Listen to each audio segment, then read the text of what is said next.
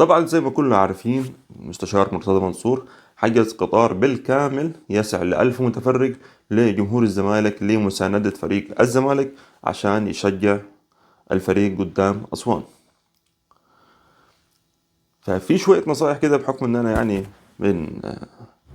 من صعيد مصر من الجنوب، ففي حاجات كده نزين ننوه عليها جمهور الزمالك ياخد باله منها.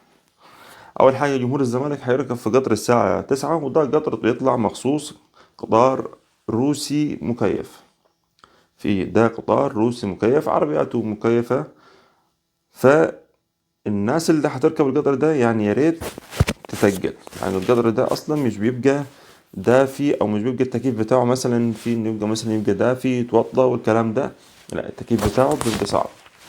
زائد الكرسي اللي انت هتقعد عليه كرسي مسند وناشف، اللي هو ايه، نظام 4 كراسي في وش بعض. فده طبعا كرسي هيبقى صعب جدا جدا، فالناس تأمن نفسها، يبقى متقلة في الهدوم. يبقى مثلا اللي هيجيب معاه مثلا حاجة خفيفة كده يغطى بيها، اللي هيقدر يجيب حاجة يفرش في الأرض وينام، عشان الموضوع إن أنت تقعد على الكرسي 15 ساعة ولا 16 ساعة وأنت عامل كده أهو، يبقى الموضوع صعب جدا جدا جدا. تسأل مجرب ولا تسأل طبيب. فبالتالي الناس تبقى مأمنة نفسها في النقطتين دول اللي أنا قلت عليهم.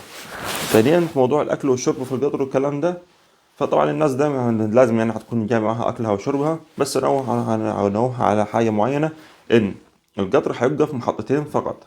هيطلع من القاهرة هيوقف محطة أسيوط، طبعا عشان يغيروا سواق القطر، وعشان يغيروا مثلا رئيس القطر والطقم اللي فيه. الله أعلم بقى هيحصل تموين القطر والكلام ده، ففي فرصة للناس لو هتنزل تشتري أكل ولا الكلام ده من على المحطة. والمحطة الوقوف التانية هتبقى في محطة الأقصر، ودي محطة الوقوف التانية اللي برضه هيبقى فيها تغيير سواقين القطر والهيئة الإشراف والكلام ده. ودي برضه فرصة إن أنت تشتري أكل وشرب، ولكن هتبقى خلاص المسافة بين الأقصر وأسوان 3 ساعات، فهتبقى على أصول. إن شاء الله تنوروا أسوان وتجونا بالسلامة بإذن الله، ويطلع ماتش حلو بإذن الله، وأسوان تكسب إن شاء الله. سلام عليكم.